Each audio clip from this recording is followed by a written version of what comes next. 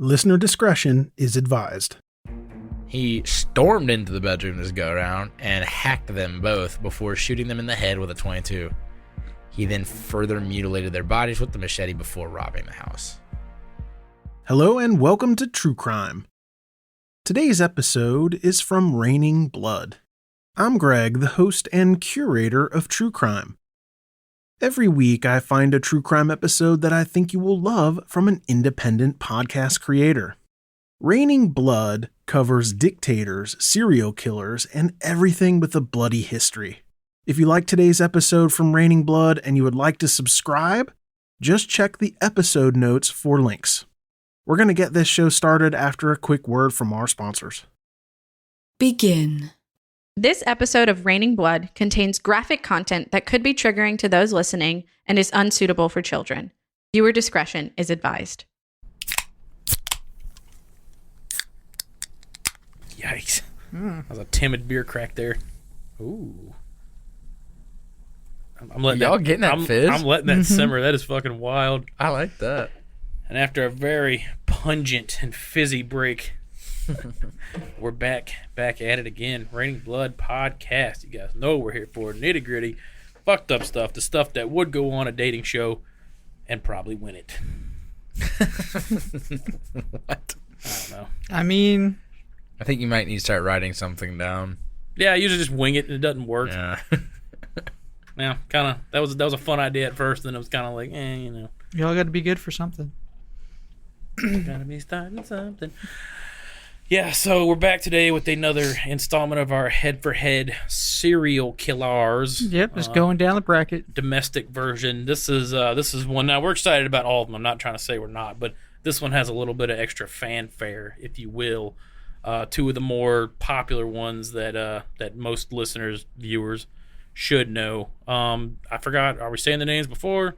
Yeah. Yep. Yeah. Okay. So we're going with Richard Ramirez, more commonly known as the Night Stalker, which Netflix just did a really awesome It was good. documentary on that. Yeah, it's one. pretty gruesome. It really was. They did a great job. The interviews and stuff were great. Them cops were crazy. I'm about to say they're like us. They're here for the nitty gritty. They are indeed. Also, Rodney Alcala, also known as the dating show. The dating game show killer. Dating show killer. I thought it was the dating show killer. Yeah, I thought it was the dating The show game. was called the dating game, though. Yeah. the feeble excuse for a joke I did at the beginning. That's what that was alluding to. Nah, humored. Hey, he did win. He did. Although, she didn't go on a date with him, and I don't blame her. Lucky girl. But anyway, you guys know the format, the context, and everything. It's kind of we argue. Two of our people argue for said serial killers and try to see if they can advance on to see who is the worst of the worst. Yep. So we try to get our bracket done, and then we're gonna get the listener bracket, and we're gonna compare notes, see how it goes. See how wrong That's right. So you guys are. yeah, well, that's the spirit. I mean, Well, you said that. You said that we were wrong. I think we made a mistake with saying Robert Hansen wasn't the top. Yeah, well, I think It's a Rodo. matchup. I think Rodo should have gone on, but that, whatever. Yeah. See, even our bracket, we have disagreements. This is the beauty of it. This is democracy. Majority rules. The other 49% can eat one. So We can argue this till the cows come home, But let's not. but they won't. let's not live in the past. Let's actually go to our first serial killer, Rodney. Nope. No, Richard Ramirez. I thought you were looking at no. Richard Ramirez. I thought you were looking at A-Dog. I thought you were looking at the other one. No. No, that was me. He did him. Yeah. I don't even keep track of our own show. So let's go to fucking Richard Ramirez, I guess. Somebody take it away. Get it out of my hands. And just in case you didn't know who we are, that was Matt. I'm Aaron. I'm Leo. There we go. Thanks, Matt. All right. So, Ricardo Leiva Munoz Ramirez was born February 29th, 1960 in El Paso, Texas. That's right. He's a leap year baby. What? Okay. That's what February 29th is, Leo. Pay attention to the birthday. Yeah.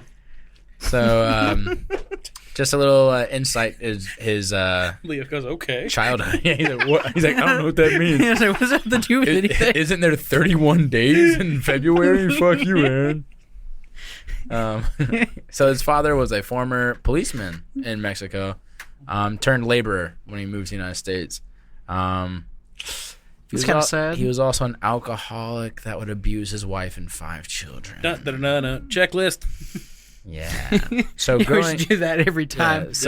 growing up, Dude, we should put like serial killer bingo on the wall. Pretty much. You know what I mean? Like, We and every did it. time We we had nail it, the bingo. McDonald triad. Yeah. He's killing animals. He's wetting his bed. They're setting Yeah, fires. right. Boom, check it off.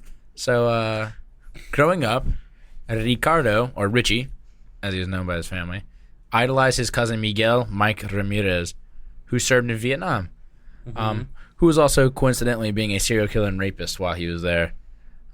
Miguel would show 12-year-old Richie Polaroids of his victims before, during, and after his crimes. Some of the photos included Vietnamese women he had raped and murdered and dismembered. It's kind of like, obviously that's on a way more fucked up scale, but Yeah. what's that quote from Apocalypse Now where it's like, charging someone with murder in this place is like handing out speeding tickets to the Indy 500. It's a fucking Oh, impossible. damn. I forgot that quote. Ugh. So he's like, many of the women in the pictures had been tied to trees with a rope before being raped, and then subsequently murdered by decapitation with a machete. All right.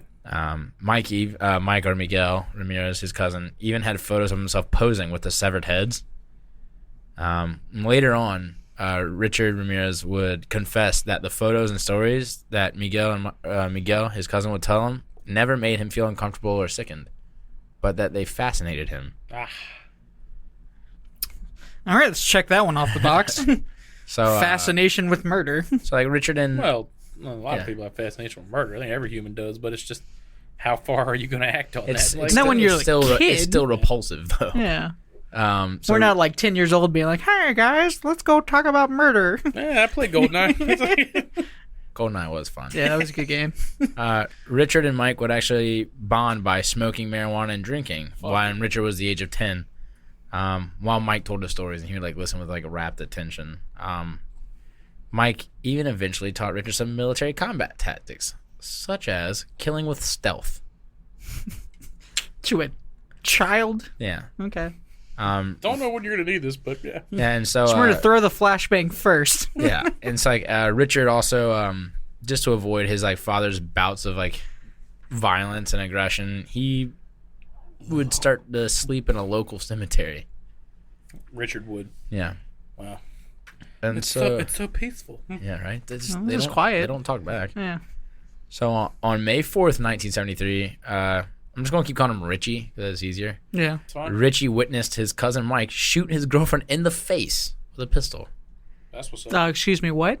Yeah, just a little domestic dispute. He was there and he watched his cousin shoot his girlfriend in the face with a pistol and killing her. Look, we've all seen people shoot each other in the face. You just got to Yeah, know right. how to react to that, you know?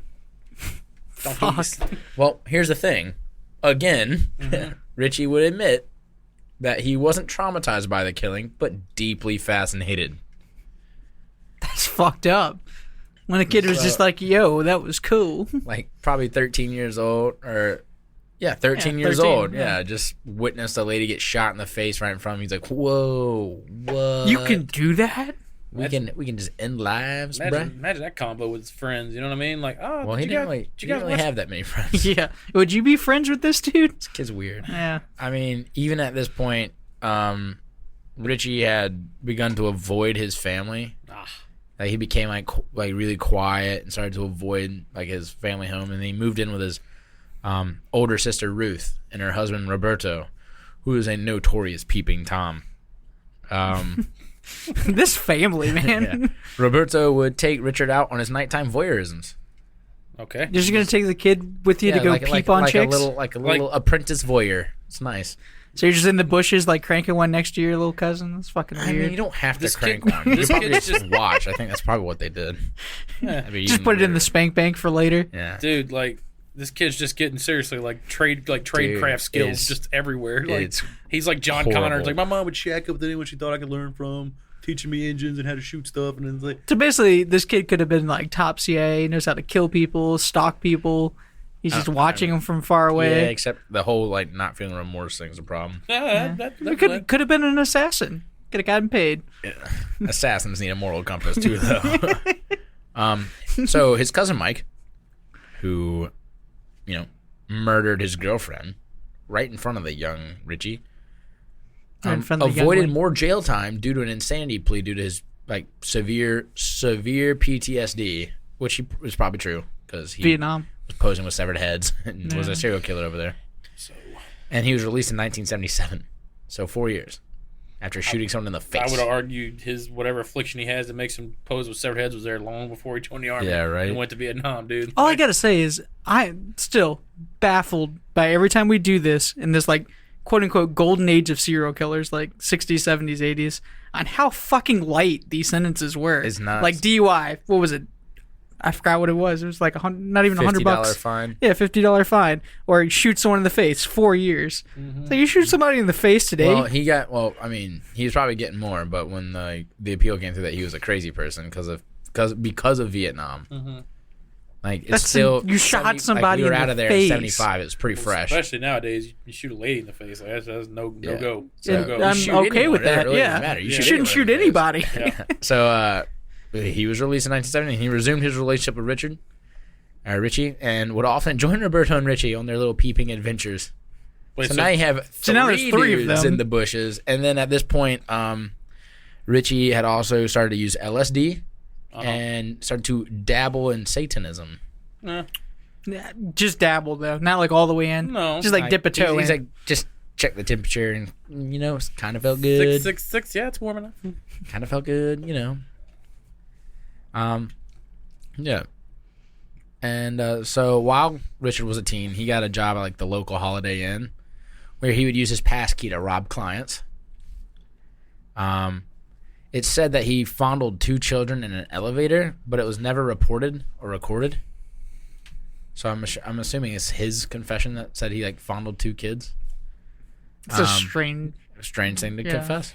Those guys, I swear, those guys are all egomaniacs, especially the ones that are like kind of have a mystique, if you will, like a following. Ones that are kind of famous already. Yeah, but that one would lose you a lot. He didn't care. Like, I mean, there's like people are like weirdly attracted to serial killers. They're not attracted to child rapists. no one is. That's No. true. It's true. You know what I mean? Like that would be like, oh, he's kind of edgy. I think I can change him. He's killed like 45 people. He's also raped and killed 10 children. No, that guy's fucked up. He's a creep, fucking weirdo. It's like he's murdered literally 20 people that are my exact gender and demographic. Yeah. But, Yeah, but I'm like, they're I'm not one of them. And then it's like I he could did that He to can one. change. She does it to like one child. You're like, nah, that guy's a fucking weirdo. I'm with that. Kid diddlers Yeah. can all go to hell. I'm with Yes, that. they can. So, Richie was fired from the job after being caught trying to rape a woman in her room. Just fired. Yeah. Look, man, this isn't working out. her husband returned like in time and beat the shit out of the young adolescent Richie. Good for him. Like Yeah. beat him senseless. Yeah. But charges were dropped because they didn't return to the state to testify. They probably didn't want any of that. They were Yeah, like, "Look, we're man, it's done. behind us. We're out. We're done. We're never coming back to Texas. It's like that kid will never come near us again. I promise." Yeah. So he dropped out of high school in 9th grade, and at the age of 22, he moved to California. And then the murders began. And so it begins. Yeah. So is that all you've got? So you don't like? Is this all you can conjure? Is this all you can conjure? Oh, I was going more Simon? Mortal Kombat, but okay. No, that was Fuck. everyone who says it and so it begins. 2 towers. Clearly knows you're talking about Helm's Deep. Dead in voice all day. I was going. So let's just hop right into the murders. We're all nerds, okay? And in some way, it's fine. Just go to the murders. All right, so the first one he was convicted of. Yeah, that's where I'll start because I wrote this in a different order. I did it in chronological, but that's not the one he was convicted of first. So the first one he's convicted of happened on June 28th, 1984. Jenny Vincow was 79, was found in her apartment.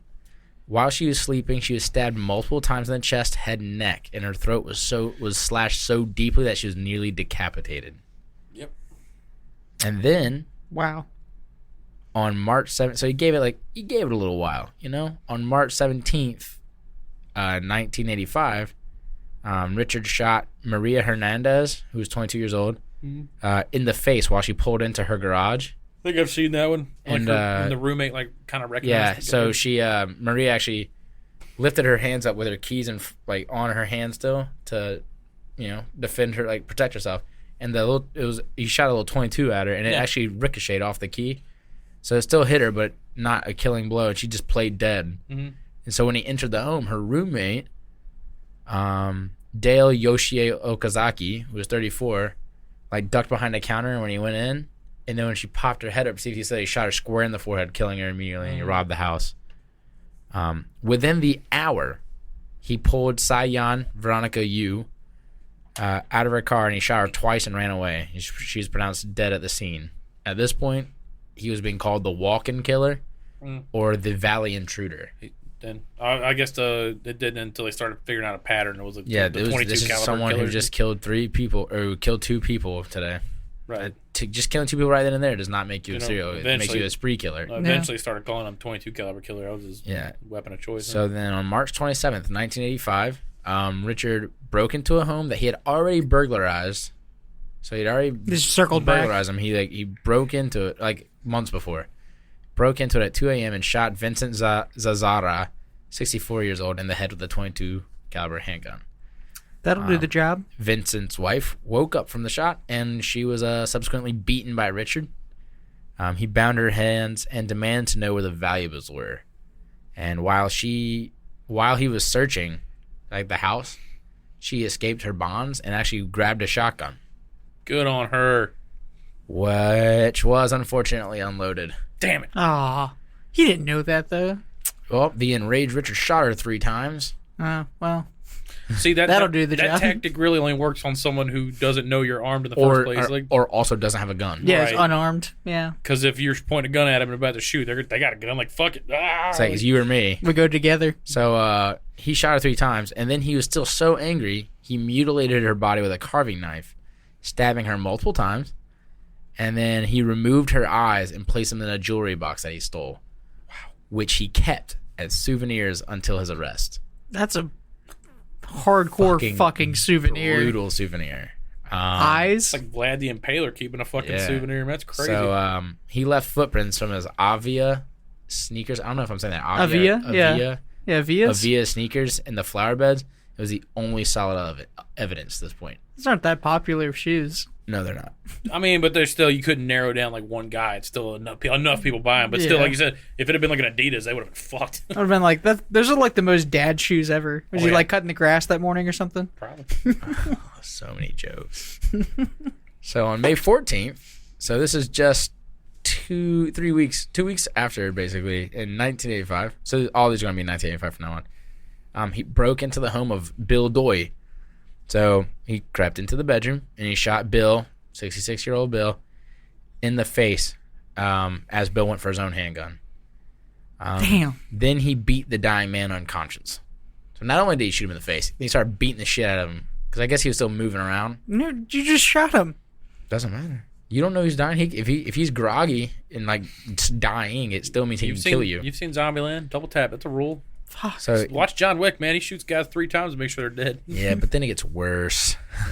He then bound Bill's disabled wife, Lillian, who was 56 years old, in thumb cuffs and raped her after he collected the home's valuables. And then Bill Doy would die in the hospital later when someone come to get him.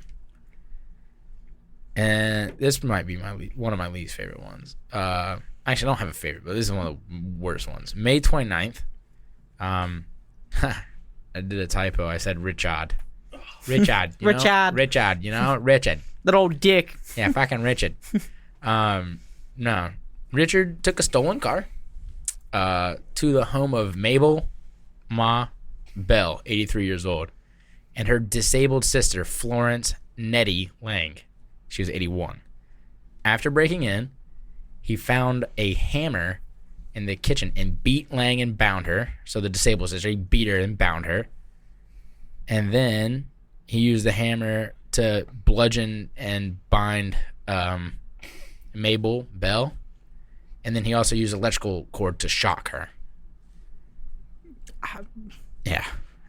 Then he just wanted to make sure, right? Yeah. Then he returned to rape the disabled Florence Lang, 81-year-old Florence Lang, after which he used Belle's lipstick, so her sister's lipstick, to draw a pentagram on her thigh. And he also drew a pentagram on the walls as well. Then he left. He robbed him and left. So Belle and Lang were actually found 2 days later, alive, but comatose and in critical condition. Belle did die in the hospital. Fuck. That's awful. fucked up. That's fucked. That's why I really did not like that one. Reading that one and unfortunately seeing some crime scene things was awful. May 30th, he took the same stolen car to the house of Carol Kyle, who was 42. He held her and her 11-year-old son at gunpoint, and he bound them both and put the boy in the closet and like hid him in there, and then released Carol so she could direct him to where all the expensive valuables are in the house. And he repeatedly raped her, and he then told her not to look at him or he would cut out her eyes.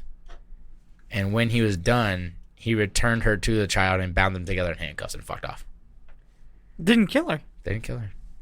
Dudes are fucking like their mental, their behavior is fucking It's crazy. It's insanely erratic. Yeah. On July 2nd, so this is a month later, he drove another stolen car and randomly picked the house of Mary Louise Cannon, who was 75 years old. Silently broke into the house to find Mary asleep. He knocked her unconscious over the head with a lamp and then stabbed her multiple times with a 10-inch butcher knife. Jesus. Right? And then 3 days later, he broke into the home and beat Whitney Bennett, 16 years old, with a tire iron. When he couldn't find a knife in the kitchen to kill her with, he decided to strangle her with telephone cord. And then he would later say, like during his like confessions and interrogation, he was shocked when, because he used telephone cord to try to strangle her to death. He was shocked when he was doing it, she tried to breathe and sparks came out of the cord. And he said it was Jesus Christ had intervened to save the girl's life, so he ran away. So he's a fucking psychopath. So this guy is not afraid to murder people, but a couple of sparks happen and he fucks off. Yeah. He's deeply spiritual. He's putting pentagrams on people's thighs and shit. Huh? Okay. She did survive the attack, but they required 478 stitches on her head. 478? 478 stitches in her head. How's it even? It's like her whole head. Yeah. There's Yeah. room for. That's a lot. Yeah. Fuck. This guy.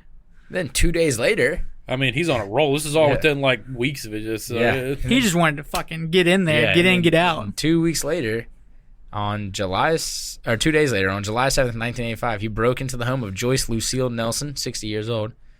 After finding her asleep on the couch, he beat her to death by repeatedly stomping her in the face. Wow. But when you do that, You leave with a your shoes footprint. on, Yeah, the same footprint. Oh, is it the same Avia? he left an imprint of the Avia sneakers on her face. Bloodstained. So later that night, he Got those decided Avia's size 7s. He decided to, those are small feet. He decided to cruise the neighborhood looking for more targets and chose the home of Sophie Dickman. Same neighborhood, like Same neighborhood. Well, he went to two other neighborhoods and came back to that same neighborhood. Who was 63. After attacking her and attempting to rape her, he left after making her swear to Satan that after she told him he took everything of value, like she wasn't lying, that she wasn't hiding anything. So, do you think he's casing these things really? Because most serial killers, No, it's all random. it's random because he just happens to be finding like older people and stuff and getting into their house. because they're always home. That's okay. That's true. Yeah, I mean, He probably just sees cars in the driveway and Yeah, he knows someone's there. right. Um, That makes sense. It's probably like an older, well-to-do area yeah, too. like, Right. he knows the neighborhoods he's in. Yeah, California's expensive. So. Fucking cowards. So, July 20th, 1985, Richard purchased a machete before driving a stolen Toyota to the home of Maxon and Leela Kneiding. Or Kneiding, I don't know how. I don't know how to say Kneiding. It's K-N-E-I-D-I-N-G. It's Kneiding in German, Yeah. but I don't know what it would be. Yeah, we'll go with Kneiding. that. That's probably right. Who were 68 and 66, respectively. He stormed into the bedroom this go-around and hacked them both before shooting them in the head with a .22. He then further mutilated their bodies with the machete before robbing the house.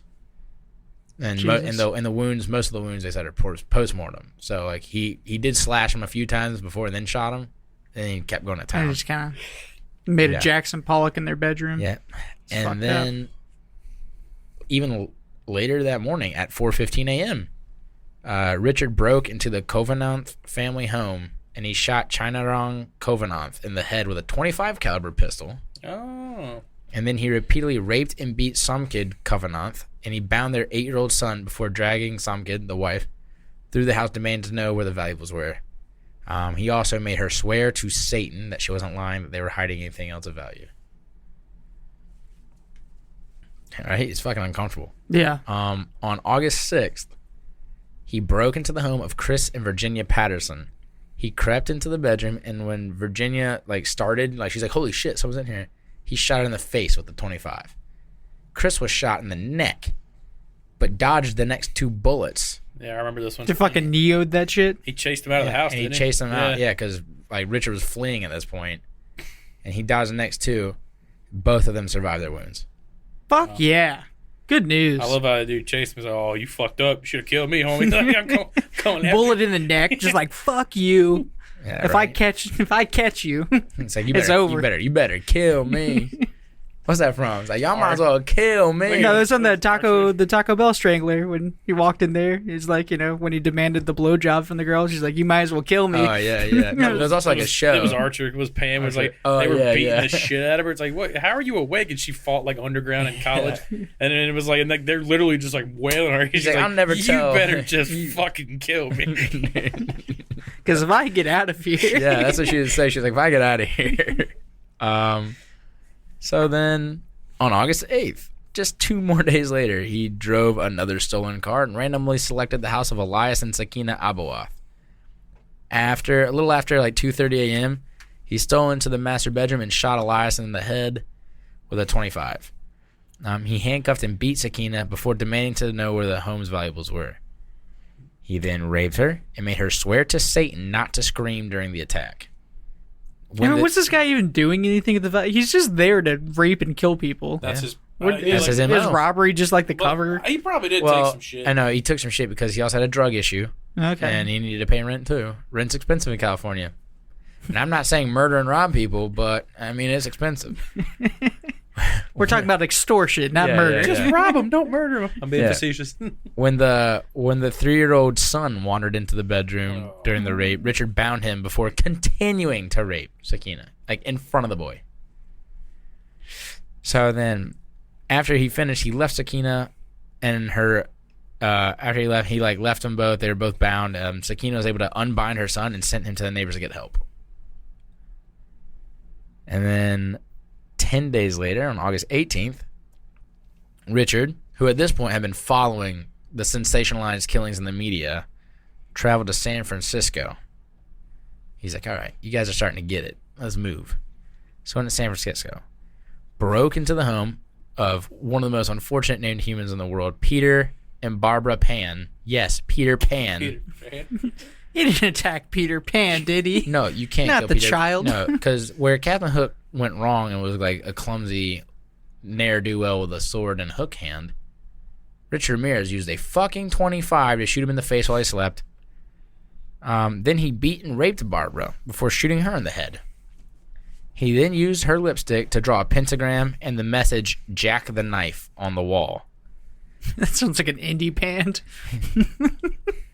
Cage Dick the lion, Cage the elephant. Dick the lion, and Jack the knife.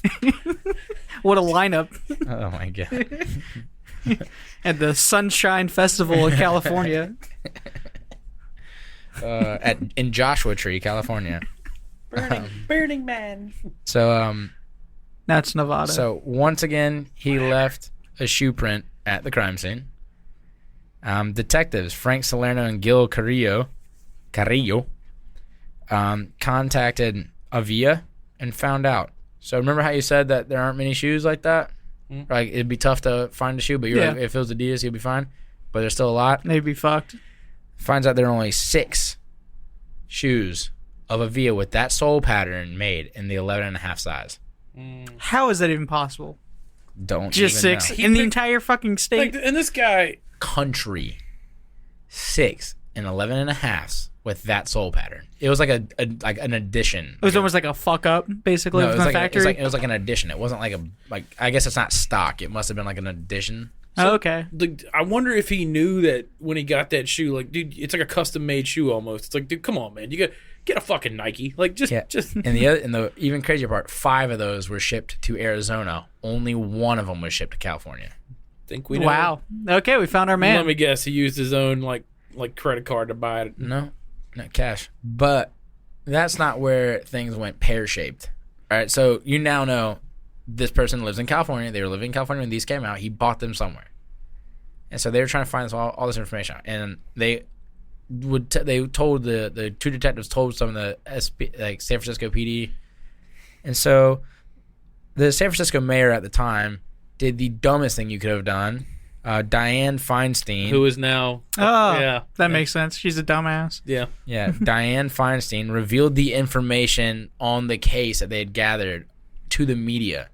So she basically said, "We know he uses a .22 caliber handgun, and he wears size 11 and a half like Avia sneakers." Details that no, it doesn't matter. Like those things. The public doesn't You even know telling that. those things to the public does nothing to help catch him. Yeah. Telling him where he's active, his means of entering a house, that's active. That's fine. But Yeah. telling him personal details that now he knows you're onto him. Yeah. Yeah. And so he had been watching that while he was still in San Francisco, and so he dropped his Avias off the Golden Gate Bridge.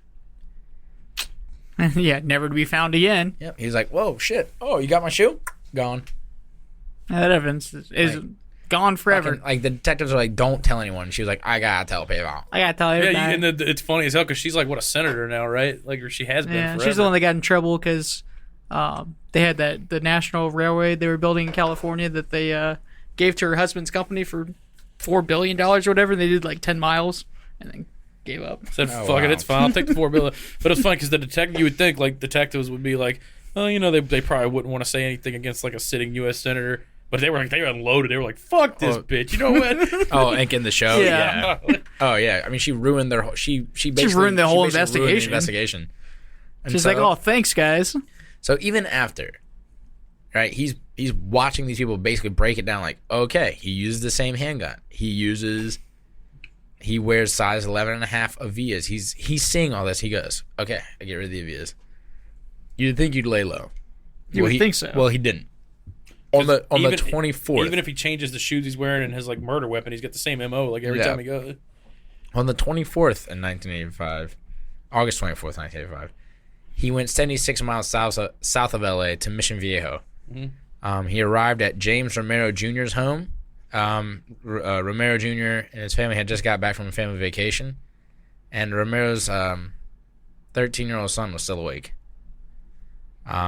So when Richard was kind of circling the house and trying to find a way in, and the young lad alerted his dad. Mm-hmm. Then things went very bad. Dude, No, so when they alerted Richard was mad. Yeah, Sorry. Richard was mad, and he dashed off like a lad. I don't know. So Richard fled because he's like, "Fuck, these guys know I'm here. I gotta go." Like the element of surprise, I don't have the advantage now. So he fucking takes off. But James Romero says, "Nah, fuck that." He runs outside after him to chase the man down who's been sneaking around his house. He thought it was just gonna be a burglar. The 13-year-old did, or was it the dad? The dad. So Richard got away, but James Romero was able to identify the make, color, and model of the car along with the license plate number That's a lot of information. Good job, James. That's all of it. at 2:30 in the morning. This dude's a fucking champ. This guy has the eyesight of a fucking eagle. Yeah, Seriously. just like a Get all fucking that. lion out there. While your heart's probably pumping and your vision gets you notice your vision kind of constricts when your heart's pumping that fast. You're fucking You're supposed to get tunnel vision. yeah, adrenaline's going through you. You got them cat eyes, That's man. crazy. So after his Nair capture, Richard said, "I ain't done yet." Did they say what model the car was? I was just curious. Was it a Pinto, I think, or something? I don't remember. But after this, it might have been that Toyota again. But after this, Richard went to the home of Bill Carnes, 30 years old, and Inez Erickson. So he snuck into the bedroom again, woke Bill up when he cocked his pistol. Pretty alarming sound to hear. No. And then he shot Bill 3 times in the head. Then he made Inez swear that she loved Satan as he beat her and bound her hands with neckties from the closet. Then he robbed the house before dragging Inez into another room to rape her.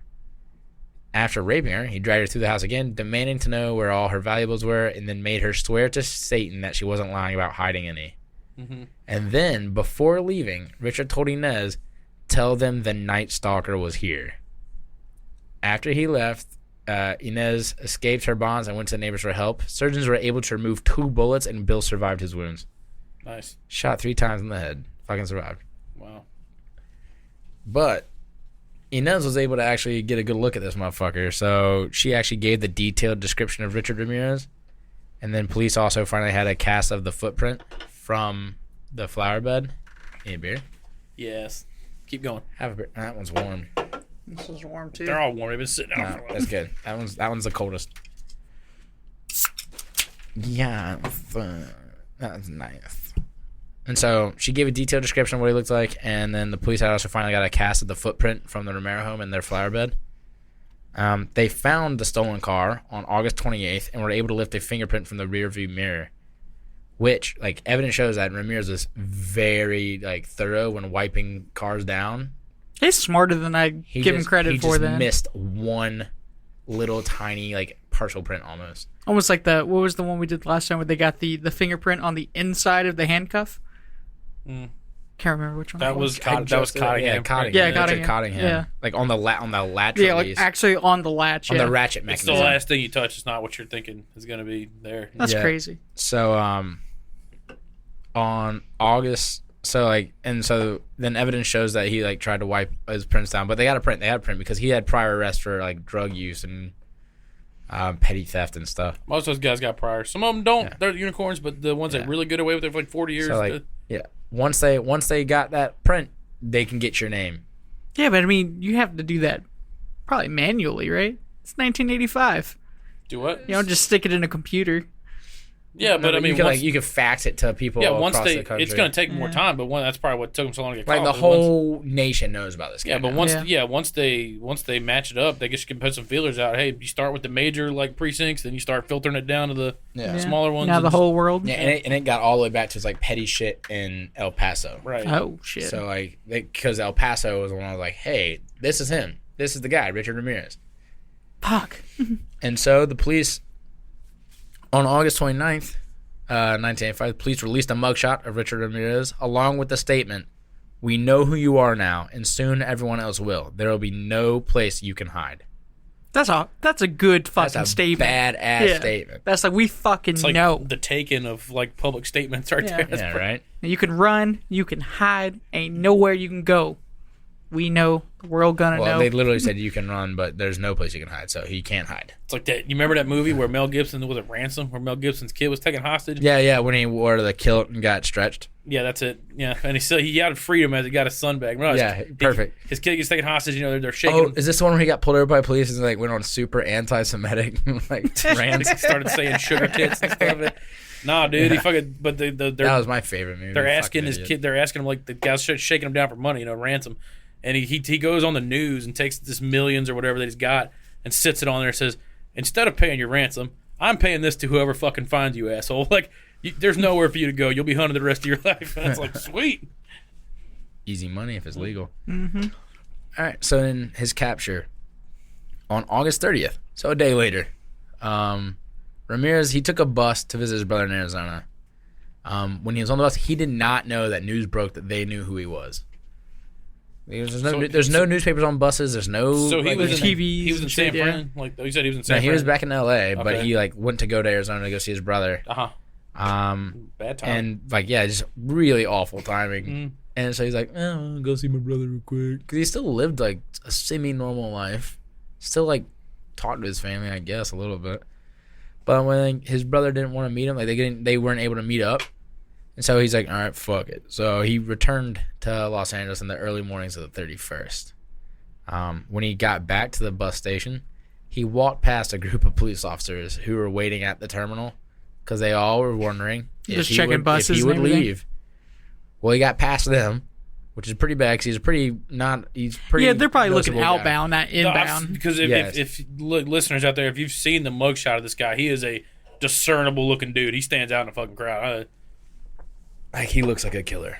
He just looks creepy. That's one ugly motherfucker. Most serial killers look like normal dudes. He's a creepy looking fucking guy. So he walked past a group of police officers, staking out the bus terminal, and then entered the convenience store nearby. Mm-hmm. It was there that he noticed a group of Hispanic women, sitting there, like, shuffling away, calling him El Matador, the killer. Mm-hmm. And El Matador? Is yeah, that? El Matador. Matador means killer. Matar, to kill. Matador, Yeah, killer. they kill the bulls, and the bulls like Yeah. like the It's bullfights. he's and the stuff, bull they- killer, Matador. Oh, Yeah. okay. I was thinking El Muerte is death. No, that's death. Death, Yeah. yeah, not killer. Those But- Spanish skills are not on par. But so they're like shuffling away like El Matador, probably saying El Matador está allá, like he's over there. And then they and then that's when he noticed, he looked at the newspaper rack and his face was covering like all of it. Everything. So he's like, ah, shit. So he ran. He fled the store. So he ran across the Santa Ana freeway and tried to carjack a woman, but was chased off by bystanders. Because I don't think he might not have had the gun on him. Probably not. Probably he not, was 'cause he traveling- probably would have used it. He probably didn't have the gun with him. He probably kept it at home. When he was traveling, he probably didn't. Yeah. And so when he tried to carjack that, he was chased off by bystanders, and the bystanders then chased him over. Like people were like saying like they knew who he is now. They're chasing his ass. He like hopped several fences, tried to carjack 2 more people before the citizens like caught up with him. Then one of them actually hit him over the head with a fence post Nice. to subdue him, and then they Did you get a fence post from? I don't know, but then they relentlessly held him down and beat him until police showed up. Yeah. Hell yeah. It was like a Latino neighborhood. Well, Yeah, street yeah. justice. Oh yeah, he picked the wrong place. Get It's like, off this the is bus. what you get, motherfucker. Wrong neighborhood, homie. And so at the trial on July 22nd, 1988, at his very first court appearance, he raises his hand, which he had drawn a pentagram on, and shouted, "Hail Satan."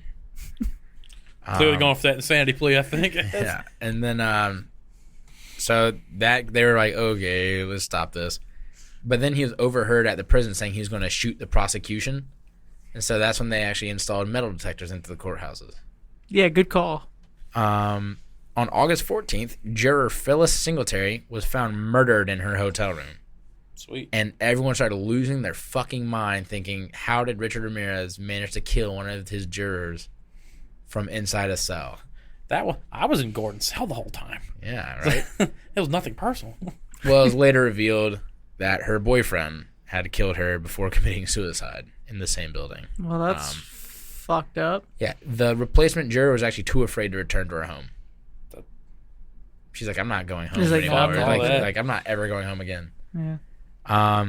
So on September 20th, 1989, Richard Ramirez was convicted on all charges: 13 murders, 15 attempted murders, 11 sexual assaults, and 14 burglaries. Now, the worst one is one he admitted to a little bit later, and so he's actually got 14 to his name.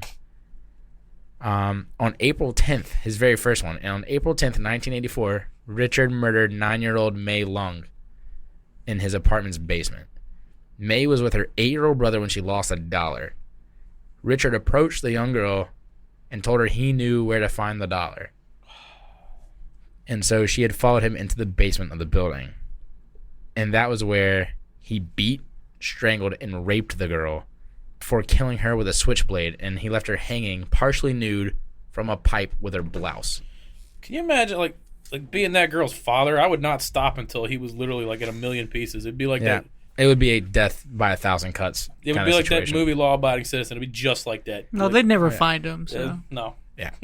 So, on November 7th, 1989, he was sentenced to die in California's gas chamber, which I didn't know was a wait, thing. California's a gas chamber? They did. That's That's fucking hardcore. Yeah. I didn't even know that was a thing either. More effective sometimes than the drugs. Is it? I mean, You don't need to have an exact science for the gas. You You just just gotta fucking dump throw it it in in there there. and like asphyxiation. yeah. Worst case, you're gonna. You're gonna choke to death instead. I mean, I think if especially after you've murdered multiple people and including a child, If it takes a little longer, it's okay. I'd be okay with it. yeah. Let him suffer a little So bit. when he was told he was being sentenced to die in the gas chamber, he replied, "Big deal. Death always went with the territory. See you in Disneyland." Okay. Fuck duck. What the fuck? Well, while he was Look, incarcerated, at least he's self-aware. He knew where this was headed. But like the see you in Disneyland part, what the fuck? yeah. So while he was incarcerated, this is I think when the fandom for like serial killers started. Doreen Leoy, in 1985, wrote 75 letters to Ramirez. Ramirez proposed to her in 1988, and on October 3rd, 1996, they were married in the prison. she even said that she would commit suicide if they executed him. Did she?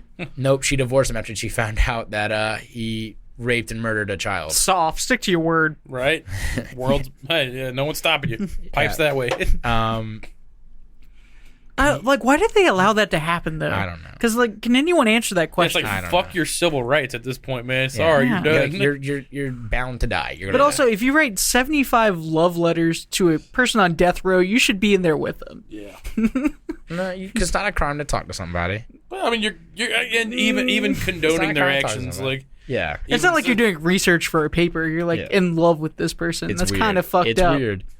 not a crime against being weird, though. Yeah, psychiatrist Michael H. Stone said Ramirez was a made psychopath, not a born psychopath. So, like, the shit that he was put through turned him into a psychopath. He didn't just happen naturally. People did it to him. He also said he had a schizoid personality disorder, which, like, showed to his apathy of his victims. And it also said he was knocked unconscious and nearly died several times before he was 6 years old, leading to temporal lobe epilepsy, aggressivity, and hypersexuality. That basically his brain was fucked up. Yeah. So he died June 7th, 2013 due to B-cell lymphoma and also affected by chronic substance abuse and chronic hepatitis C viral infection. Oh, so they didn't execute him. Nope. Never got around to it. Death row takes for fucking ever. Yeah, he would have been like 72. He was like 53. Well, because they'll do like appeals forever. It just the waiting list for killing Yep. somebody takes for fucking. It's the state. They're not going to do anything officially. They're going to fucking let them sit there for 20 and years. so, like, the basics of Richard Ramirez, 14 plus murdered because he's was heard bragging to other people in prison that he'd killed 20 plus. Do we take these confessions seriously? No, but even the police are like, there's probably more. We just can't connect them. Okay. Like there's like 3 more that same MO, same everything, but just not enough concrete evidence to be like it was him. Okay. So we're gonna go with like I'd say 20. I'd say maximum 20. Yeah. We'll go with 20. That's our ceiling. It's 20. Yeah. Moniker the Night Stalker, Pretty dope. but his the reign- length of it was Okay. April 10th, 1984 to August 24th, Yeah, like a year and 1985. some change. Okay. Just short. Short, concise, but Yeah. violent. I mean, there was other crimes before that, obviously, but murder-wise, Well, Yes. short. He also kind of picked a good area for it. Not only were his targets like vulnerable and stuff, but like home invasions and burglaries. I mean, obviously not the murder and stuff, but home invasions, burglaries, and maybe even a murder too. If like someone got in the way, that's probably pretty common in LA. It's not like it's that far. Well, there's a off. lot of especially people. in the There's a lot of 80s. crime. So Like so that's probably why it took him so long to figure out a pattern. Like you Yeah. said, it had to be until he got the bloody footprint. Like, dude, Yep. all those Avias, man. God damn Avias. So we got any legacy with him? I mean, we know the Netflix special. Was there like any movies or anything done? There's tons of movies. Is there? I've never Like- seen any like of them. what I've are- never. There's like they had a movie in 1996 about him. Hold on. Like A plot, like A level movies. We're not talking about like D-roll straight to DVD Some bullshit. Like, some fucking right after Unsolved Mysteries and stuff. Right. Yeah. Lifetime Network. Whoa, know what I don't mean? you ever fucking come at Lifetime like that again. How else will I watch about the cat, like, hospital owner falling in love with the guy, the mysterious man who just came into town? No, that's Hallmark you're thinking Oh, shit. of. No, if it's Lifetime, it's No, the that's- man beats No, the that's woman, she Lifetime. murders him. Because that guy, he's all perfect until he isn't. He starts beating her and showing signs. That's Yeah. right. And That's she, right. She Okay. finds a schoolgirl's panties in his. And yeah. So, Manhunt, Search for the Night Stalker was a TV movie. Night Stalker, a 2002 film. Night Stalker, a 2009 film. The Night Stalker, 2016 film, starring Lou Diamond Phillips. Okay, there we go. There's a name. LDP dog. Yeah. It's a Marine. American Horror Story. He was featured on the 5th and 9th seasons. Really? Yep. Just a Guy is a 2020 documentary film about Ramirez and the women he corresponded with. And then, of course, The Night Stalker, The Hunt for the Serial Killer, the 2021. Netflix. Yeah. Yeah. Which honestly, if you're a Netflix murder documentary, that's That best, one's that's the really best good. publicity you could probably ever get. Everyone's watching that shit. Mm-hmm. Netflix knows how to fucking do it because the detail they put into it and stuff is amazing. Anyway, that's Yeah. Ramirez. Yeah, That's the let's Night Stalker. send it over to Alcala. Rodney Alcala. He's Rodrigo Jacques Alcala. Strong name. Really? Yep, I agree. August 23rd, 1943 in San Antonio, Texas. Just down the road from El Paso. Yeah. Well, I mean, by Texas standards, just down the road, probably like 4 hours. Fun fact, he died almost a month ago today, Oh. July 24th, 2021. Oh. Good riddance. R.I.P. Rest in pieces. Yeah, fuck you. Crimes committed were from 1968 to 79. So we're going to go just chronological, kind of like we did the last one. So he was born, like we said, Rodrigo Jacques Alcala in San Antonio. And his parents moved there from Mexico in 1951, but he abandoned them 3 years later, 1954. Left them all alone. He Alcala at the time was 11 years old. And then after that, they moved to the suburbs of Los Angeles. Yeah, yeah. What do we do? Every time we do this, Every man, time it's you and me, it's just the like, same how are guy these this almost. close? Like, we just have to let you know, we did these randomly. Yeah, it's all We random. literally pulled them out of a hat. You can listen to the selection show. It's pretty Yeah. fun. These were not done on purpose this way. And in 1961, at 17, he decided to leave home and join the army. Woo! So this is going to be probably the 5th or 6th guy, I think, in this bracket that has military background. Tells you a little something. No, I'm just kidding. It's just happenstance. But it's kind of an odd coincidence, though. I mean, we had Hanson, right? Army. Yeah, but he was like discharged after a year. Gary Ridgway, Air Force. We haven't done him yet. But he's still in the bracket. Well, Anyways, Not anymore. I'm well, taking him yeah, out. I mean, real quick. Like if you think about it, those guys they probably have a desire to kill somebody. Like, hey, where can I do that and get paid for it? that tells you why, MEPS is so hardcore in your psych evaluations You could now. always join the police. Bam. Oh. Touchy Anyway, subject. dark. after 3 years in the Army, he was said to have a nervous breakdown, and he went AWOL and hitchhiked from Fort Bragg all the way back to Los Angeles. Fuck. Yeah. I mean, if I'm the Army, I'm like, you know what? You earned your freedom, bud. I'm like, hey, you made it that far. Anyways, he was diagnosed with antisocial personality disorder by a military psychologist, and they discharged him on medical grounds. They were like, yeah, we don't need you. It's, could be worse. Of course, he was probably freaking out too. 64, Vietnam kind of kicking off. He was probably like, fuck that. Which tells you some sort of, normalcy. How are you getting all the fizz today, man? It's bullshit. Did you shake that before you? No, you Anyway. saw me pick it up. No, I didn't. You think I pay attention to what you're doing over there? Anyways, after leaving the Army and going like that, he left and joined UCLA Fine Arts School, where he studied Focus. where This he is the shit you guys do to I me. know. Focus. where he studied film under none other than Roman Polanski. That fucking asshole. Shocker. Yeah, What did he do? He married. he was a child yeah, rapist, yeah. and So he he- fled the country. I just had to talk with people this. He's the about one that work. said love is love. I guess for him, love was like a 14-year-old tiger. Or Yeah, whatever. He was on trial for drugging and raping the girl in New York, and he ditched and went back to literally France. just had a conversation about that with people at work. I had no idea that's what he was famous. Oh, really? Infamous for. Yeah. I knew he was a director, and I knew there was and same with Woody Allen was also one of those. Woody really? Allen's also a weird child kind of lover too. Oh, I didn't know that. They Oh all no, it are. was Woody Allen who we were talking about. Oh, okay. But like connected to Because him. I was being really upset that I loved the movie Ants and he played Z. That was like the Bugs Life ripoff, right? I think you mean the Bugs Life upgrade. Wow. Okay. No, but Polanski was Full on war scenes, dude. Polanski was actually the fucking the guy when Manson murdered Sharon Tate. That was Polanski's house, I think. Yeah. He was, I guess, engaged to Tate at the time, Sharon right? Tate, yeah. Rosemary's fucking baby. Anyways, early history will go there. So he committed his first known crime in 1968. An eyewitness in Los Angeles called the police after watching him lure an 8-year-old girl named Tali Shapiro into his Hollywood apartment. Police arrived. They did find the girl alive, but she had been raped and beaten with a steel bar.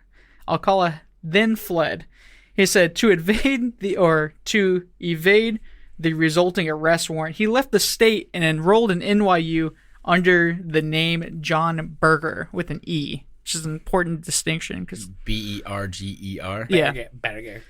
it says Berger. Berger, yeah, like very German, which kind of a swing for him, thinking you're a Hispanic American.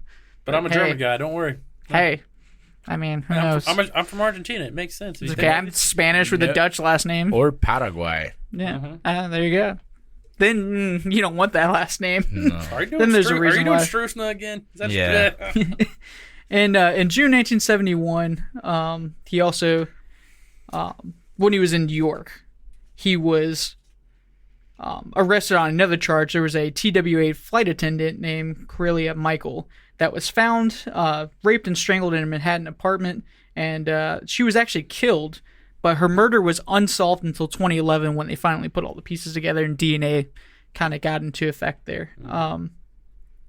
Anyways, in early 71, he made the FBI's top 10 most wanted list. So a few months later, two children attending camp saw the picture of his face and kind of reported to police. So he was then arrested and extradited to California. But at that time, Shapiro's parents decided to fuck off and went back to Mexico because of the whole incident that happened in California. They were like, fuck this country. We're going back. They refused to testify back in America and didn't go to trial. And it got dropped. Oh my God. Like, Because without this happens way too often. without witness testimony, you can't actually prove they were there if you don't have circumstantial evidence. Like, Yeah, unable to convict him of murder. It was dropped. He was convicted of child molestation and sentenced to 3 years, but they couldn't. That was basically all they could get him on. child molestation's 3 years. God damn. I mean, yeah. I Fucking mean, it was America, man. Come on. ridiculous. Get your shit together. Honestly, we got to say, doing this show though, the justice system has come a long way. Yeah. Do that shit today. You ain't getting 3 years. No. You're getting 30 years. But minimum. also, don't do that shit today. No, don't do it at all. But just know that if you do, you're spending half your fucking life behind that thing. Good, And you and should. you're looking over your shoulder all the time. Oh, you're not going to yeah. make it. You're not going to make it. 30 years. 10 yeah. years. You won't make it 30 days in that motherfucker. Anyways, he was paroled in 74 after 17 months. Oh my God. That's Good fucking terrible. behavior. He literally the next line, he was released on good behavior. Yeah. Fucking assholes, man. He was then rearrested for sexually assaulting a 13-year-old girl. Who'd have thunk? Her name was Julia J. I mean, they couldn't release her full name because she was a minor. She had accepted what she thought was a ride to school, where he then once again took her to the woods and raped her. Fucking terrible people, man. He served an additional 2 years for that. 2 he years just went for a back. second conviction of the same damn thing.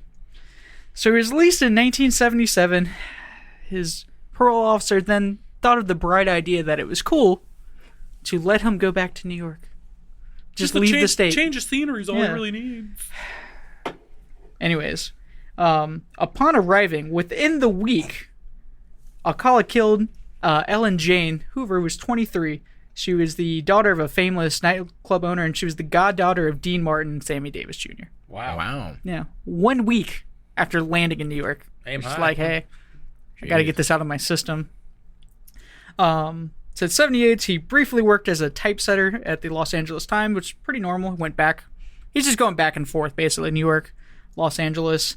But he was actually interviewed by members of the Hillside Strangler Task Force, pre-Alcala, which they used a lot of that information to kind of, or pre-Ramirez.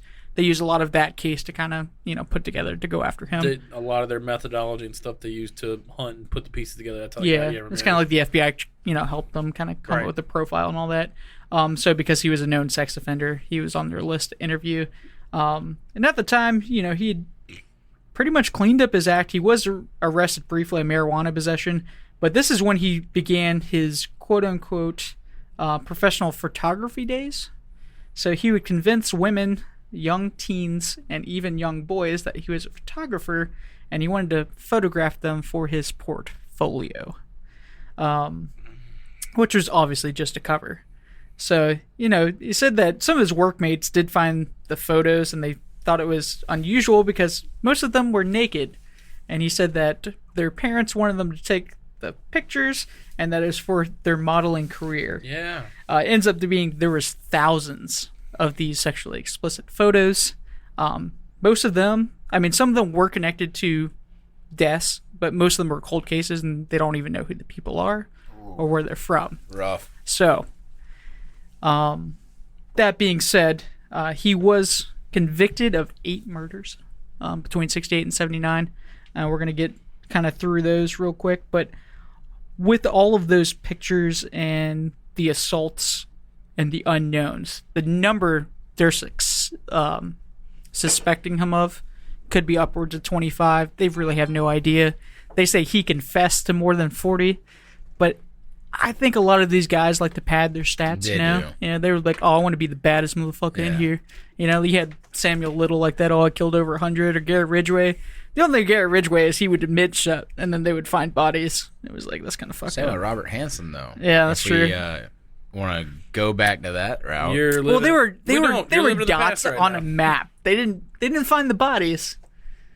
They found 17 bodies, and he only admitted to 14. So they found 3 more. Hey, What's things- 3 more? Dogs can animals eat bodies too, dog. Got bears and wolves and shit, right? Child. And then there's some he wouldn't. He said there were some that he wouldn't disclose where they are, which that's creepy. But Yeah. anyway, let's continue with Alcala. Yeah, so any of that. In the midst of all Living this, fast. in 1978, he was on the nationally syndicated game show, The Dating Game.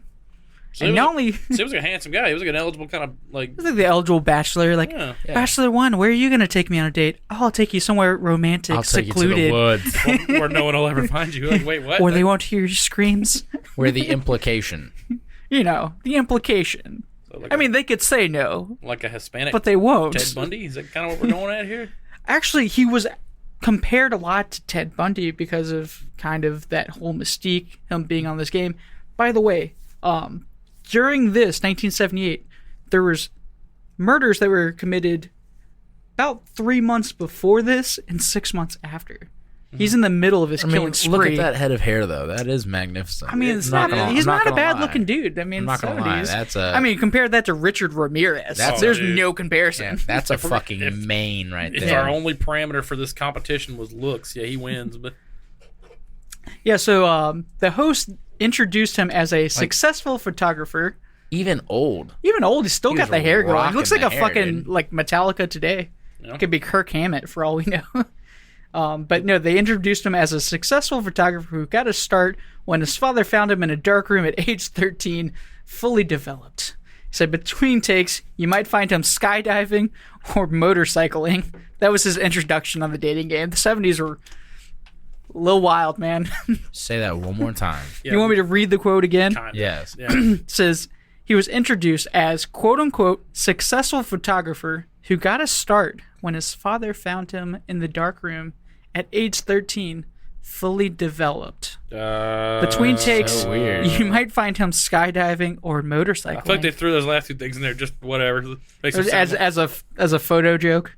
he probably just walked in and said like, "Hey, For your kids that don't know, there used to be film, and you would take pictures, and Yeah. you then had to develop said and pictures. you had to wait a couple days. You had to take it to like CVS and wait a few days for him to give you." No, Well, this, it's is for like, this us. is like old dark. Oh, no. Yeah, this is like old when Oh, you you're talking going to the had to like source, yeah. physically do it. Yeah. Just put like mercury. You had to isn't put it? there's like 3 different chemicals. You got to put it in. You got to hang it in a really dark room. Yeah, you can't have light on it. Nope. Yeah, these are the dark ages of camera technology. Nowadays, you literally just click. It says the Bachelor contestants later described Alcala as a strange guy with bizarre opinions. It said he won the competition a date with spinster Cheryl Bradshaw, who refused to go on the date because she said she found him creepy. Hey, I mean, Good he on was. you. Yeah, Good on you, girl. And it says there was a criminal profiler named Pat Brown noted that Alcala killed at least 3 women after his dating game appearance, and speculated the rejection may have been a triggering factor in him killing more people, because people don't handle rejection very well. I hate that Josh is not here because it's all down to me to figure out, kind of be the deciding swing vote here. This is tough, man. Well, let's go through some of these. June 1979, Robin Simoes. She was a 12-year-old girl. Samso. You go Samso? Spell it. Oh shit! Yeah, my bad. I just so you know, I am Samsonite. I was definitely way off. Simoes. nah.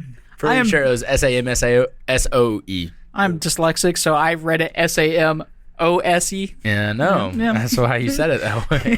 Samose. Hey, I can't help it, man. Samsung. I was born this way. Samsonite. So she disappeared somewhere between the beach and her ballet class, which is just that makes it just more disheartening. She was just having a good old day, man. Her decomposing body was found 12 days later in the Los Angeles foothills. Samso's friends told police that a stranger had approached them on the beach asking to take their pictures. You know, and kids, don't do that. Don't get in the car with strangers. If any of you children out there have bad parents and you're somehow listening to this right now, seriously, if a stranger asks you to take pictures of them, tell them to go fuck themselves. Scream as loud as you can. I don't care if you're in like public. Start screaming at the top of your lungs. But anyways, make a scene. All I was going to say is they were able to get a sketch done to which his parole officer, the genius that they were, was like, oh yeah, I know this guy. Like, really? You're the one that let him go to fucking New York? Asshole. Well, I thought it was a good idea at the time. Yeah. So during a search of his mother's house, police found rental receipt for a storage locker in Seattle in which they found Simoes' earrings. Finish it. Who? You got it. Who? Samsoes. Samsoes. Fuck. You say Samosa this time? Yeah. I know, but that's full as hell. That's embarrassing. Sorry, my bad. So he was held without bail and says in 1980 he was tried, convicted, and sentenced to death for her murder. By the verdict was overturned by the California Supreme Court because the jurors had been improperly informed of his prior sex crimes. Because they said it was tainted. Because they brought that up. But why? I don't know. Technically, you're only getting charged for one thing. You can't bring in other things, but it's if like you've it's already all, been cleared it's of another all thing, you can't fucking bring it up. relevant. Yeah, You can bring something else up if it's like if they haven't been already convicted. But if they've been like charged and then that's double jeopardy. If they've been charged and they were cleared, then you can't bring it ever. You can never bring it back up. Right. Well, and the second trial in 1986 was virtually the same, and it was also thrown out by the Ninth Circuit Court of Appeals and nullified. So it was later said that California sucks. I know California is way too like, oh Why my do you- god, So like, not only do people like California's always like we have the best weather and everything. I'm like, you yeah, have the most serial killers. But you now have to deal with you have earthquakes, fires, drought, serial killers. Mm-hmm. Yeah, that's a pretty long list. No, that's just scratching the surface. That's like acts that got me serial killers. I guess isn't really, but Yeah, serial killers aren't an act of God, but it depends on your belief of what God can influence a human to do. I guess, but let's that's not a discussion for now. Let's get beyond that. well, anyways, he was eventually convicted of one murder, which was enough to kind of keep him going. But in 2003, prosecutors were able to test his DNA after going to the Supreme Court again. There was a new state law that let him do it after, at this point, was 17 years. Damn. Yeah. It's a long fucking time. Thanks, California. Anyways, Shit. when they ran the his DNA, it matched semen left at a murder-rape scene of 2 women in Los Angeles, and additional evidence was figured out to another cold case in New York in 2004. So basically, as soon as they started testing his DNA, he just started popping up all over the place. Yeah, It says- it was. Oh, yeah. He's popping off all over the place. It said he was then later convicted of a crime in 1977, originally thought to have been a victim of the Hillside Strangler, but the DNA did not match, but it did match Alcala's. So his main way of killing people was Strangulation. strangulation. Well, that was the Hillside Strangler. Right. This was him. He was more like to beat. So here's a few of the victim. Georgia Winkstead, 27, bludgeoned in her Malibu apartment. 1977, Charlotte Lamb, 31, raped, strangled, and then left in the laundry room. And Jill Paterno, 21, killed in Burbank in her apartment, and said she was also beaten over the head. So he'd like to, I guess, kind of mix it up. Either he's going to beat you or strangle you. Yeah, Yeah, but it was always something that you could get at their apartment. yeah. It was stuff that was available. He didn't bring a weapon. No, he was the weapon. he got, I don't know, luckier. Maybe Ramirez just picked better victims, like chose better neighborhoods and better areas to stalk. But like he got unluckier with his victim pool. They're ladies, but they're like 30-year-old, 21-year-old. They can actually probably put up a fight. You know what I mean? Like Ramirez is going after 65-year-old, 80-year-old ladies. Like it's kind of Not always. not always. No, he he selected was houses just that random. Yeah, No, that's what I'm saying. He picked his area better. Probably truly but he- just let's fucking see what happens. He'd stop at us like, this is the one. He Yeah, got it says, luckier. I guess is what I'm trying to say. Anyways, that all the bodies were found posed in carefully chosen positions. Says another pair of earrings were found inside his Seattle storage that matched residue to Lamb's DNA as well. So basically, he did a storage locker full of trophies in Seattle. Yikes. Which, and here it never said anywhere that he ever Took trophies. or he never even lived in Seattle. So I feel like most serial killers, They take trophies they somewhere. Need to have a trophy, right, but like, how weird is that to have it? I guess it's really smart to have it in another state you have it in somewhere a storage where- locker where you've Only you have access to it. right. You've outside committed people. no crimes there. Yeah. You've Yeah, never you lived have there. No residence, no nothing there. Yeah. It's storage facilities don't ask for anything. They give you like, here, I want your driver's license. Okay, good enough. Here's your locker.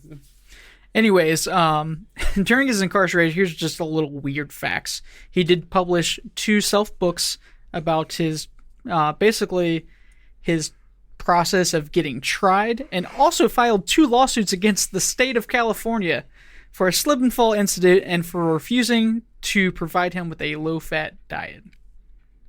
I mean, it's California. You could probably he could have probably sued him for. He could have probably sued the victims' families for triggering his mental affliction. He probably would have won.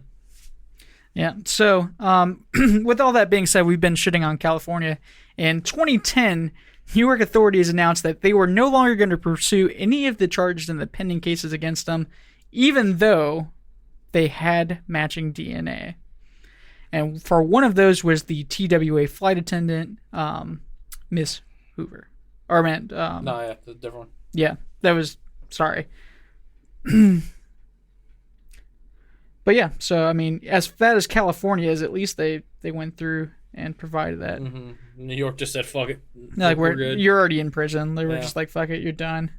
Wow. But speaking of Washington, they said that he was a person of interest in a crime up there, but I mean, the DNA didn't match. He was never convicted. I mean, it was just there wasn't really much else there.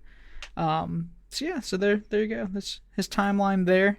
Like I said, we had his first murder there in 1968, and then basically a murder every year or two for the next, I guess that would be 11 years. Okay. Pretty long time span. Yeah, 11 years. His victim pool's not very high, but he was. I mean, we're not really sure. Could be more. New York, of course, didn't pursue anymore, so right. So there could be higher. could than be that. more than Yeah. that. We're at 8 convictions. There's rape convictions in there. Just other. Mm-hmm. I'm not going to say quote unquote lesser crimes because they're not, but not murders. So body count Yeah, body count is yeah, 8 to 14. solid to 14 confirmed Ramirez. yeah. But I'm saying potential here probably around the same. Yeah, but only 8 confirmed. No, 8 convicted. Convicted. 8 convicted. 13 convicted for Richard Ramirez. Okay. Well, they And were that saying that was before they found out later with DNA that he did murder the little 9-year-old girl. Oh yeah, and then sorry, one last thing we always do legacy. Of course. Well, no, let's just let's go back. So we did kill count. Yep, is kill going to count. have to go Ramirez for 14. I don't know. Well, because it's confirmed. 14 confirmed. But he's suspected of a lot more. New York said fuck all. Like we're not even gonna try. You work with what you got. 14 I mean, it's not confirmed. I mean, the state being terrible at their job shouldn't lessen the kill count. Those people still died, and it was probably him. You can't prove that though. They have the DNA. They could prove that, Well, then they need. but they chose not to. Well, So, we won't. We don't. That's the thing that we don't know. That's. It's You tough. don't know. It's tough. What do you think, Matt? Whereas you do know 14, and Richard Ramirez admitted to killing more. I mean, I think they all admit to killing more, though. Exactly. They like to pad stats. I But saw- if you got DNA evidence, I'm that's saying- like, So you're absolutely right. Like, it's fucked up that they didn't do it, but I got to go with Craig. Like, we can only go with what we got in front of Yeah. us. And 14 v8.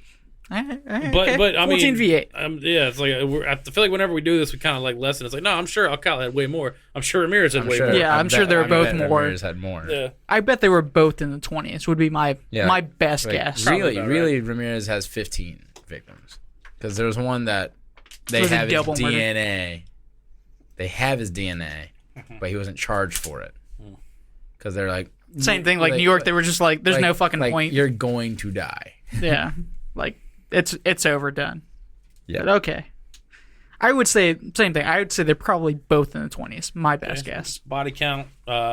What's more of our We got parameters? length of terror, right? Quote unquote. Definitely the Alcala, but Alcala wins on length, but they're way more spaced out. yeah, Ramirez was like a year of terror. Yeah, like that was pretty. Ramirez I think the only having it for a year works in his favor because You the think amount so? the more terror that provides. Like That's almost spree killer-ish, where this guy's calculating. He's stalking, a spree killer raping, and then killing. A spree killer's in one go, and with no MO. I mean, a year is almost one go. It's not with 15 kills. That's less than 10% of my dude's reign. It's less than 10, but how fewer kills does your guy have? Just like On paper, because it's the same thing. Like 6. so, like length of reign, like Or if 5. we go length alone, yeah. Alcala was because he was able to keep killing. Yeah. But He didn't get caught. Well, he did he did eventually get caught. He did. But, They all get caught. yeah. He was able to get away for a well, some lot of them. longer. Yeah. But his were also spaced out way more. Whereas Richard Ramirez was literally like murking people every other night for a year. In one city, though, where my dude's in 2 states, man. 3 cities, 3 cities. Okay. Because he did go up to San Francisco. and then he went down to Mission Viejo. That's still that's Los Angeles 70 County. It's 76 miles south of still, LA. Los Angeles is like Is it Los Angeles much- County? I thought it No, was. Mission Viejo is not in LA County. Okay. No, It's like north of San Diego. yeah, it's like it's north. It's between. That's where Mark Sanchez went to high school. It is. It's kind of like where like La Jolla is and stuff. It's kind of in between. Now, I mean, there. think about it. Dude, Mark Sanchez was the killer. The way Mark Sanchez destroyed the Jets. I hope Mark hears this. So it should be like, hey. I didn't think he was that bad, He's honestly. the Jet stalker. Look, he didn't lose them games for a while. He got me. I think he was like the perfect He average. certainly lost some games, but Well, fumbled. not until later. I mean, that defense was fucking but legendary. fumble. But anyway, so like this is where the like if we go purely on years, it's Alcala heads down. But You because want to of say the terror factor? yeah, terror factor's got to me has to go to Ramirez. Well, Yeah, because I think the terror factor goes to him because it's fucking random. yeah, but here we go. As an outsider, here's what I'm going to tell you: is that it almost, I think, cancels each other out. Why? It's like okay, because no. 11 Put yourself in this situation though. right, Like, 11 years of a serial killer. You don't know when the fuck he's going to strike. It might be yeah, next but week. It might be he's- next year. The only thing about But you that- don't even know he exists. The only thing about that though is like they don't know he's a serial killer yet. They didn't connect the crimes, and he's doing them in multiple states. Whereas Richard Ramirez is doing it in your town. Yeah, and also Richard Alcala made the FBI's most wanted list not for a murder but for a rape. Yeah. They didn't know he was a serial killer. Yeah.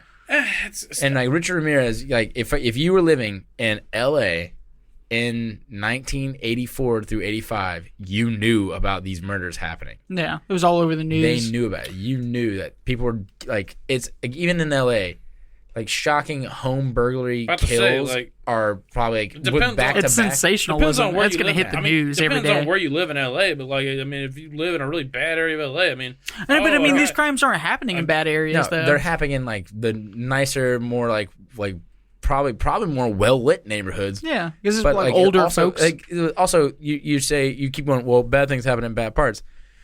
Like burglaries happen. yeah, Murders aren't as common. Murders on the street, like gang violence, happen, but Yeah. not home invasions. Home invasion and killing is way more intimate than shooting. but on the also, street. I mean, And that's what this. it guy's wouldn't doing. make news if it was quote unquote murdering around in bad neighborhoods because it's happening in good neighborhoods randomly. Yeah. It's all over the fucking news. I like how you're arguing for the guy you're going against. I mean, now. I'm just Yeah. It's I'm what it here. is. Right. I mean, for me, I think that's much more Yeah. terrifying because it's completely fucking random. random. It could have been guess anyone's there is- house. I guess There I'll is say no thought behind He it. Thanos'd for a it. serial killer. It's kind of speaks to your legacy because it's like 11 years is impressive, but that means you probably didn't have that big of a legacy. A year that means you probably had a hell. But Right, I mean, 11 years is pretty good for 11 serial years is killer. a long time to get away with it, but It's more meticulous. It's more planned then, See, which that- means you're selecting your targets. and I don't know Your chances of that's being what that I'm- target is that's- slimmer. That's where I'm finding that's Yeah. where I'm finding the dilemma for me. They're both pretty fucking scary. Like either a guy's stalking you and it's meticulous as shit, or but a guy here's just randomly this. picks your house. So Either way, it's this scary is as fuck. remember what Nick said in our Head4Head dictators. What would it be like if I personally lived there? Yeah. None of us in this room would ever be a target of Rodney Alcala. Rodney Alcala. No. Right. We don't fit the. We all may have been a Demographic. target Right. of Richard Ramirez 'Cause it's He random. He broke into houses and then he found you in the bedroom. He killed you. Right. Yeah. I mean, like I said, Like if it was, it's terrifying that somebody can go and basically hunt people, rape, and murder. But like them. you said, us three guys. But I think the sitting here, randomness Yeah. of it Like, makes it so much more you dangerous. can't protect yourself from a guy who knows how to break into your home. Yeah. And this and is then long, kill this is you. long before security systems and shit. So yeah, this guy just Yeah. broke. He did. Yeah. I guess he just. Like I said, found golden unlocked age of windows. serial killers, man. The 60s, 70s, 80s. Well, it's so easy. Just to- no before, DNA, just before DNA evidence before was a thing. roll cameras were a thing, you know. Yeah. It was kind of the Wild West, man. Yeah. So what other Police parameters we departments got? didn't really So talk to each other. We did kill count, length, terror effect, chances of a copycat. I would almost say It's honestly. I mean, Alcala is a pretty That's- vanilla, quote unquote. I think Ramirez is like a harder serial one to killer duplicate, MO. Honestly, but I would say Ramirez, because his was, since it was more sensationalized, some other crazy person might try to sit there and go like, because technically there was another Night Stalker before him. There's another man who got the Night Stalker moniker before him, and He then didn't do as good. And then he kind of took he basically did what Whitney Houston did with "I Will Always Love You," just made it better. made it better. Like he took it. It's like the Jimi Hendrix all along the Watchtower. He took it, and now it's him. He's the Night Stalker. Even though there's another man who is in our bracket named the Night Stalker before. But, like, people, like, I think that might happen more because it's more obtainable, really, to break into someone's home and just murder random. And then just keep doing that over and over. And then say, hey, I'm the next Night Stalker. Yeah, because the thing with Because Alcala's main legacy is that he was on television. well, I mean, he's intelligent. He's not bad looking. He's smooth. He was able to get around basically the law in every way possible. I don't know if he was smooth because he was called creepy on the dating game. No, but remember, he did, 17 months and got on good behavior. Committed the same crime. Did 2 years. That's because the guys in prison were bigger and badder than him. He was a big ass pussy. You're gonna be in good behavior if you can't fight or defend yourself. Now, my thing is, he was Just think able to about get that. out. His targets were like Convince his parole officer to let him leave the state. I don't think That's he pretty convinced. I think fucking that's just smooth. an oversight on the fucking parole officer's a dumbass. I forget. I'm not disagreeing I with forget you, with but Alcala, does he? Those like victims he had that are in like their 20s and 30s. Does he just break into their house at random, or does he actually like talk to them and get into their house? Like, basically he would talk to him and say that either he was there to, photograph them, or some of them were Right, so going out for like a date. it takes a little bit of finesse. I'm not saying he was goddamn Ted Bundy, but it probably takes a little bit of finesse. He's like Ted Bundy light. like very small version. Yeah. I said light. Light. That's okay. LITE. Oh, you have to say Yeah. like. Okay. No. Like Bud Light. This Yeah. pan thing we got going on here. Like Miller Lite. Yeah, that's right. Ah, So I mean, So like know. like methodology was one of them. I think methodology's They're pretty similar. Pretty similar. it's kind of like because honestly every time we do this, they're pretty similar. So born in Texas in the desert, moved to Los Angeles, committed similar crimes as far as MO goes. The one thing Ramirez did though is that he brought his own weapons. Yeah. Like he would bring his own weapon. he learned from an army guy. He came prepared. Yeah. You bring the tools you need. Hey, Alcala was an army guy. Yeah. He was the weapon. He didn't. He didn't train like it. It was, Yeah, the only thing like of all those crimes, like the one fingerprint is really all they had.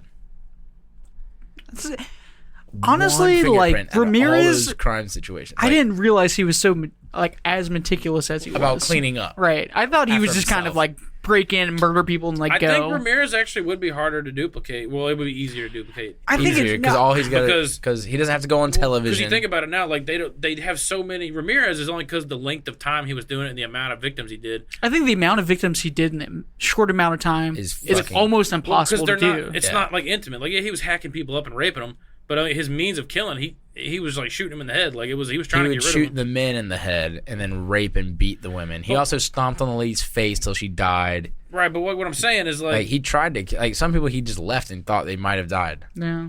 I But guess- also the I state guess what kind I'm of saying fucked is, it like, up too. It's like Yeah. you said, it's harder to. You're talking about who would be easier to copycat. It'd be him because, like you said, like stalking, especially nowadays with like a Netflix documentary on like every major serial killer.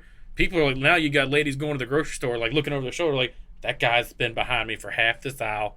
I swear to God, he's trying to kill me. Well, it's like But- you got cameras everywhere, and then everyone has a camera in their pocket.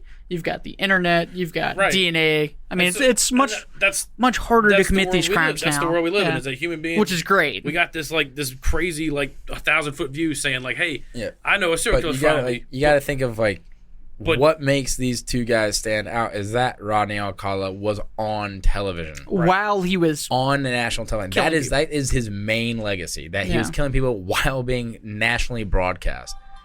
Cult of personality, dude. Name another serial killer. That would be tougher to manage as a serial killer now because of well, all it's the, never. right? I don't think it's ever been done. I because think it's of just all, him. because of all the And that's cameras. what I don't think you That's could what I was do getting it. to with humans being so aware. So that's like I'm aware of this guy following me, but you're not. But human beings are still human beings, and we forget stupid little things like locking your door, like doing that little tiny things we forget that Rich Ramirez took advantage of. Yeah. so that's why I think Richard Ramirez could have a copycat. yeah, I think so too. I mean, it'd be much harder today. Yes, with but it's simpler, and you're Yeah. not publicly The broadcasting crime yourself. itself is simpler, and you still. So I mean, I think that works against Ramirez. Then doesn't that Well, any help serial killer. That's why Alcala? all If these it's killers, easier to copy, all these killers are from the late 20th Yeah, century. but it's easier to copy. But his, to me, are more brutal, and by doing that, you would end up just because how violent they are, and in quick succession, they nail you so much quicker now. Yeah. Rodney Alcala, there might be active serial killers right now with 8 murders over 10 years that we don't know about. Well, for a That guy, nobody would for a ever guy know. that did so many murders so quick, he, like you said, until they got that fingerprint and that shoe print, They had no idea. they had no idea. They only had the footprint. He left no evidence behind. I mean, it was actually pretty fucking incredible. And it's crazy that he was raping people. I mean, it was before DNA evidence, so we're just gonna find semen and be like, well, can't do anything about this. yeah. That's fucking crazy. I mean, they only caught Alcala because of a fucking sketch, Yeah. and then most of the murders were because of DNA, where they were able to pin him. So they didn't really have any evidence So, I guess besides his we've DNA already there. kind So copycat. copycat. That was. I don't I feel know. like that's just a Toss up. That's a push. Yeah. Legacy. Legacy. Legacy. I almost have to give it to Ramirez because Well, of you- all the movies about him. Well, you got an ID channel documentary on Alcala. You also have a Netflix special coming out next month. So Yeah, next month. You know why they waited? Because they wanted to get the Oh, big bad boy for God's in sake. there. I guess that's just circumstantial of the fact that you said Also, they whose waited name too is long. more terrifying though? Night Stalker, way more terrifying than Dating Show Killer. I don't know. Dating game killer's pretty terrifying. Dating game killer sounds like he only kills people in the dating game, whereas Night Stalker kills anybody. What if it's like The Bachelor? That's 20 girls right there. Chris Hansen's Bam. out there, or wasn't his name also Chris Hansen, the guy that was on The Bachelor? Out there, I don't know. If he was killing people, the guy that was the host. I don't fucking know. Oh yeah, I know what you're talking about. The guy that got fired. I don't remember his I don't name. know. Anyways, And then he went on to host To Catch a Break. so who's your choice, Aaron? It's got simply for the just the brutality. It was a short amount of time. but It's a very short amount. short amount of time. Way probably a way higher kill count, and just how much more brutal. I don't know about way higher. Way higher in terms of murdered bodies. 15 confirms versus 8 confirms. I thought it was 14. It's 14, but it's actually 15. Okay. But 14 charged. Okay. 13 Compared charged. to 8. 13 charged. It's only 6 Because he got away with the Mei Lung one, the fucking 9-year-old. He got away with that one because he was too late to prosecute him for it. So 14 really, really confirmed. Should have been charged for 14. Yeah. 15 actual versus 8. Yeah. 7. Also, I seven- forgot 7 bodies is a lot. Well, we went over how they both died. That was one of our other factors. Yes. When we were making it up. But they both died of divers natural and fucking causes. Losers. Yeah, They fucking didn't boring. even get the sentences they were But charged for. Richard Ramirez did have the police issue a taken-like quote saying, That was a we dope know quote. who you are, and soon everyone else will. There's no place you can hide. It was a full-on manhunt for this fucker. Yeah. And not like there's a sketch. Despite Hey, the that fact guy. that the entire thing was Well, fumbled Yeah. by the mayor. If the sketch came back looking totally fucking normal and the pictures of this guy looked normal, Rodney Alcala probably could have kept going. that's what I'm saying. Because when I saw the yeah, sketch, but that's not Well, the fun. sketch is what brought Alcala I've seen- down. I've Yeah, seen but that's the not sketch. fun. Like a boring-ass sketch caught you. Dude, the sketch of Because you're parole officer. you got to see the sketch of Ramirez. It looks like fucking Gollum. Like it's fucking crazy. It's not a sketch. Oh, it's a Smeagol. photo. Either way, it doesn't matter. It looks like Gollum. Either way you cut it. Like, I would have to say it's to me the more evil of the two. And at first when you were talking about Alcala and it was mostly kids, I was about to lean him, but then also killing Ramirez kids. did shit to kids too. Mm-hmm. Like it just, but like weird. Was he a enough, child rapist, though? Yeah. He said he fondled children and he Yeah. did shit to children. He raped a 9-year-old girl Yes. Yeah. and killed her and left her Indeed. hanging partially naked Maybe not. by her maybe own not a blouse. serial rapist, but a rapist all the same. Yeah. Yeah. Like I can all so hang like for so all I like care. at first I was like, man, if Alcala only did that to children, then I might have to So- give it to Alcala. But since he also dabbled with like adults, I mean, there could be a lot more. Like I said, there was thousands of pictures. Same with Richard Ramirez. New York didn't even fucking go for it. We keep making the same argument. Yeah. There could both be more. Yeah. So legal. But I would have to go Ramirez as the more evil of the two. Craig goes Ramirez. I'm Leo. going Ramirez. You want to know why? Fucking random, and that's terrifying. Yep. So it really doesn't matter who I pick. 'cause I mean, we that's the go majority. body count. I mean, Yeah. body count is higher. I think body count's probably about the same, but the fact that you're doing this shit random, like Yeah. you don't give a And, fuck. like, This is the house. Multiple This is the call. in one night, Yeah. and then 2 days later doing it again. Yeah. And still no one knows what the fuck's going on. Yeah. Can you imagine how freaked out your neighborhood is? I was like, what the fuck is going on? I'd be sitting there in my with a fucking shotgun just in my bedroom, like, back yeah. up against the wall. Open Right. the Like, fuck Well, you up. notice he's not doing this in Alabama. You know, yeah. California? They have guns in Yeah. California? Yeah, especially back then, it was a little bit different. Still though, Yeah. you're picking a retirement neighborhood as opposed to. Anyway, I think I'm gonna give it to Ramirez too. Clean sweep. Clean sweep. Yeah, it's not only the body count, not only the legacy. I mean, it helps that he was. I guess Alcala was doing it in L.A. too, but Yeah, you got Lou Diamond Phillips on your side too. Ramirez was almost specifically in L.A., so it's kind of fucking it like the hype and sensationalism, and I got to give it to him. Like he was picking smart targets because it was random. Like you said, right? He didn't. Know I who- don't think he was. He wasn't. He was just picking houses. Yeah, he's wasn't like, even picking this targets. house, There this was house. some because he knew what neighborhood he was in. He didn't go to Crenshaw and do that shit. It wouldn't have lasted 2 seconds. You know what I'm saying? Okay. Like, All right. I'm just saying, like, he Could've. knew. I could have gone to Compton. See how that Yeah, went down. but if he would have gone and like tried it again 2 nights later, he would have been. I guarantee they're on the lookout now. It's like everybody like tell us if somebody. Yeah.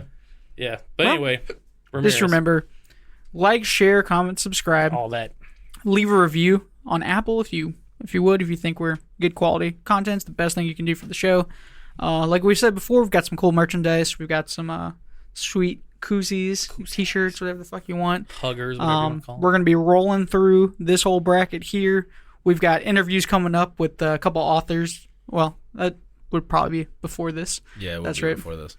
We else we got? got some stuff. I'm not going to reveal it just yet. We're still kind of far out from it, but we got something special planned for our 100th episode. Oh, yeah. Tune in, and we'll let you know what that's going to be as we get a little bit closer to it. But we're already giggling about it. So, you guys got anything else about Ramirez and Alcala? Nope. All right. Until next time, guys. I'm Matt. I'm Leo. I'm Aaron. Be good. Deuces. Thanks again for listening to True Crime by Indie Drop-In. If you would like your show featured, reach out to us at Indie Drop-In on all social media or go to indiedropin.com. See you next time.